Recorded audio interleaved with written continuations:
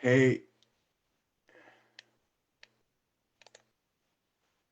hey everybody. It is 2 Cents Tuesdays. It's Tuesday. It's just after 1 p.m. Eastern.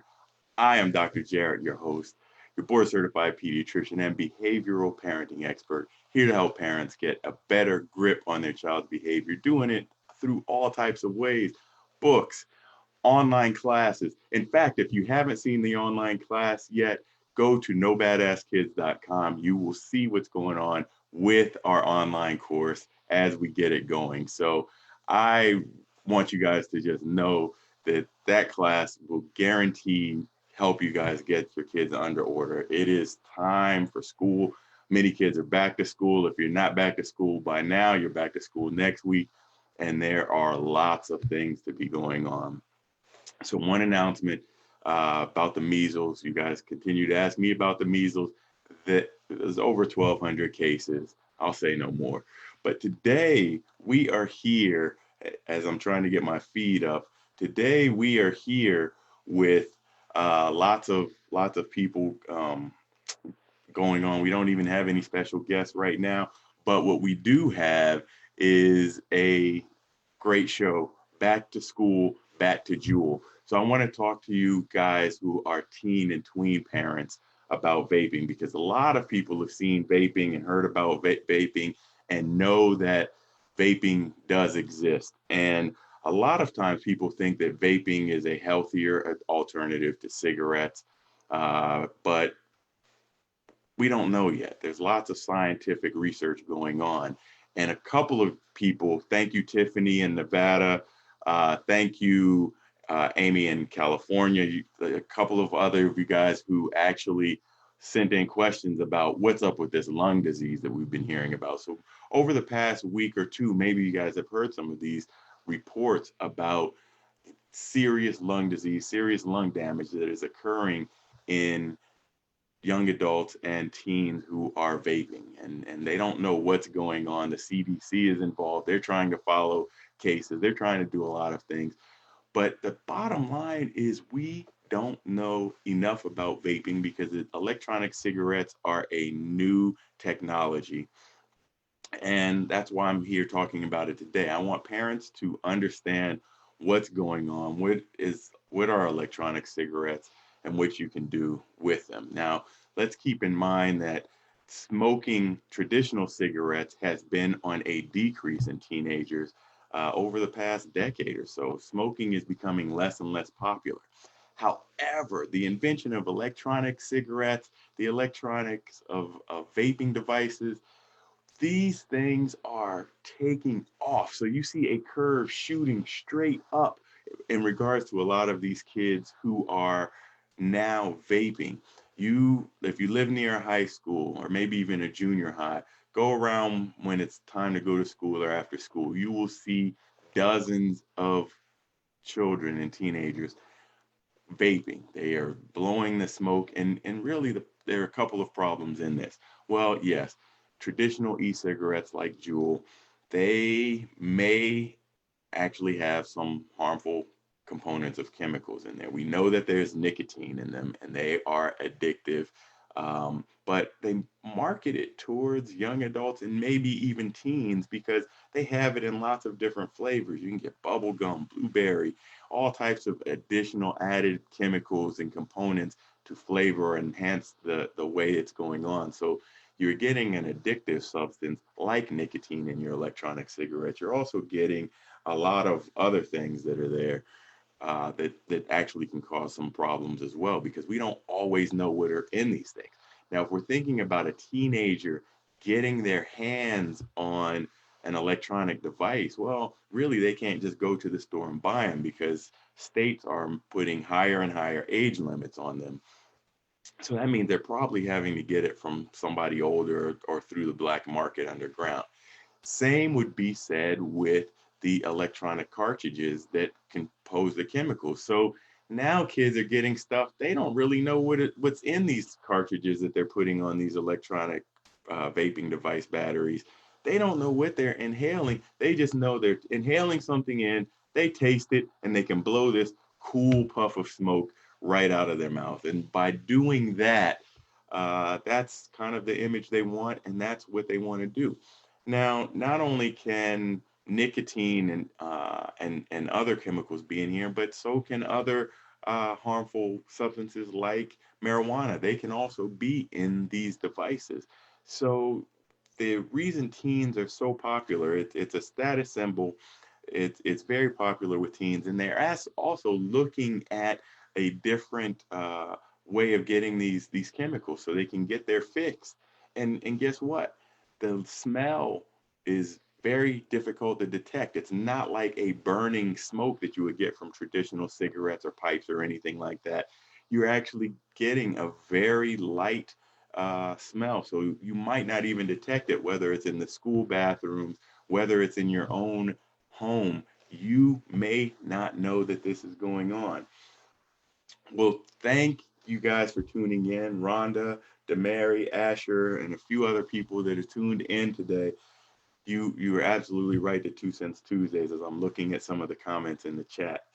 And you're right. The same thing is with street drugs as well. There can be all types of different components in these electronic smoking devices and e-cigarettes that kids can get their hands on, and parents may find it difficult to detect. So here on 2 Cents Tuesdays, you know I'm here about bringing you education. We are now in our third season of 2 Cents Tuesdays every Tuesday at 1 p.m. on Facebook Live with Dr. Jarrett, your host. So I want to actually give you guys a little bit of a test that we have in here while we're looking at some things today. So I want you guys to take a look at this pen and tell me which one of these is a pen. Go ahead, take your time, look at all these devices. A lot of them are thumb drives, but there is one that is a pen that you can detect in this picture, and it's hard to do. And when you look how small these devices are, as we look at the one that is an electronic smoking device, as we look how tiny they are, think about what you are going to have to do as a parent to determine if your child is smoking out of one of these. So one thing that you can do as a parent to understand this is think about having conversations around drugs, tobacco, alcohol on a regular basis. So it's not just a subject that comes up in a crisis situation. It's a subject that becomes a little more familiar with you as a parent and with your child hearing this information from a parent, which having that open conversation with your child will actually allow them to bring to you issues they may see or have around drugs, alcohol, or tobacco products. So keep all of this in mind because it becomes very difficult. Your kids aren't going to be coming home smelling like smoke. Their breath won't be smoky. They may be able to smoke in their room or use these vaping devices without even having the chance. So for those of you looking at these, all of these other things here are thumb drives, and they're pretty small thumb drives, but you see this device here is a vaping pen, a vape pen, and kids can smoke from them. So this is what I want you guys to understand. Remember that first tip is have frequent conversations about drug, alcohol, tobacco as we go along. And then when you're able to do that, your kid will open up to you a little bit more about these things. And not just if you happen to find one of these electronic cigarettes in their backpack or in their room or on their desk or somewhere in their possession. And then you're going off having a fiery conversation about what are you doing with this? You know it's bad for you, blah, blah, blah. But have these open conversations. So for those of you who have kids that are in that younger age range, 9, 10, 11, you're going to be wanting to enter these discussions on the dangers of tobacco, the dangers of electronic cigarettes, smoking in general, drugs, alcohol, all of those things so that people are ready. All right. Test number 2. We which one of these is a pen? We have a lot of pens here. I just look like a handful of pens.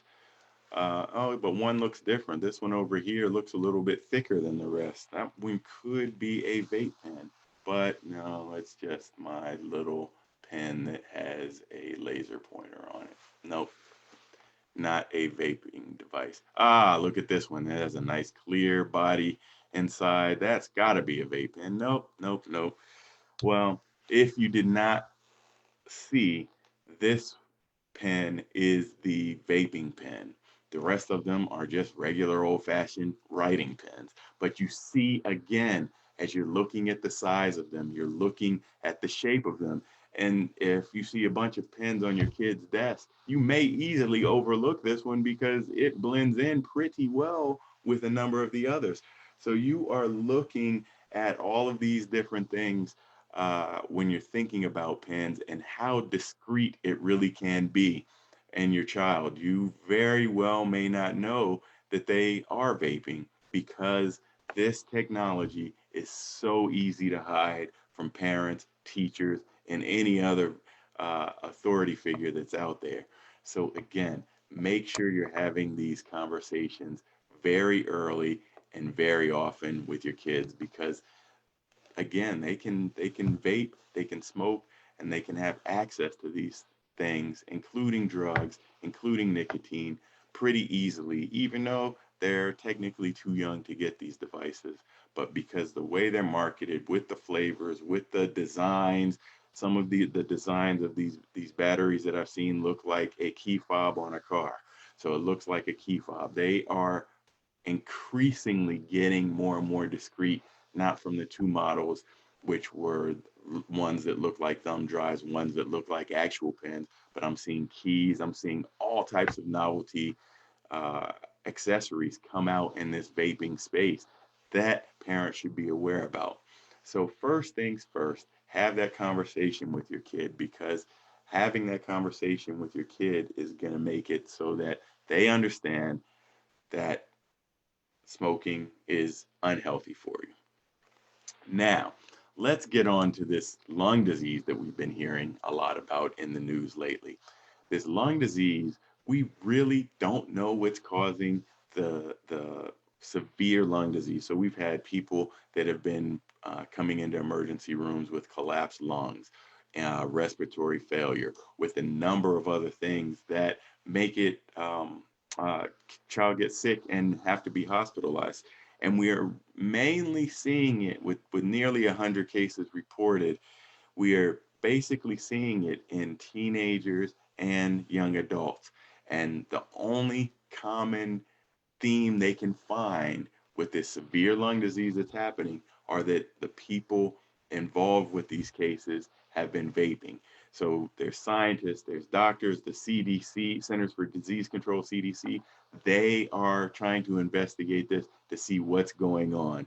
So it will probably be a difficult task because even for my demonstration today, just showing a couple of different electronic cigarettes, you can see there are dozens and dozens of types. Many of them are made overseas, many of them are made in different areas, and there are no real standards. So we don't know if the injuries are occurring from vaping itself, from the chemicals and components within the electronic cigarettes that people are inhaling. We just don't know. So we're putting out a precautionary warning, and I wanted to bring it to you guys on Two Cents Tuesdays as well, because this is a real issue that we will have to follow, much like we follow a lot of these other national stories that are there. So make sure, if nothing else you get from our talk today, that you're having this discussion around teens, drugs, alcohol, tobacco, and the dangers of all of those from an early conversation. And then you can just straight up ask. I guarantee you, if you have a middle schooler or a high schooler, they know people that actively use e-cigarettes. So it is that common in these schools. And I want you as a parent to be prepared. And that's what we're here to talk about. So thanks all of you guys that are tuning in to Two Cents Tuesday today as we're talking about vaping. We will continue to have our series in this new format, and we have a couple of special guests that are lined up coming in the coming weeks that will be able to talk about special topics. We will be having a further discussion about drugs and alcohol in relation to teens. We're going to be talking about some developmental things with your kids. We're going to be talking about parental guilt. We're going to be talking about a number of things, and I have a great lineup of guests who are going to come on to Since Tuesdays to talk about this subject. And I'm so happy that they are here, and I'm glad that you guys are along for this journey. So make sure that you're sharing this video with your friends. You're letting people know about Two Cents Tuesdays as we roll into this third season. So I am Dr. Jarret, your board certified pediatrician and behavioral coach, here to help parents get better behavior out of their kids. And we do it in a number of ways. But the biggest way that you can get better behavior out of your kids really will come from the Who's Badass Kids classroom that is available right now at nobadasskids.com. And we are offering a great special, an introductory special right now.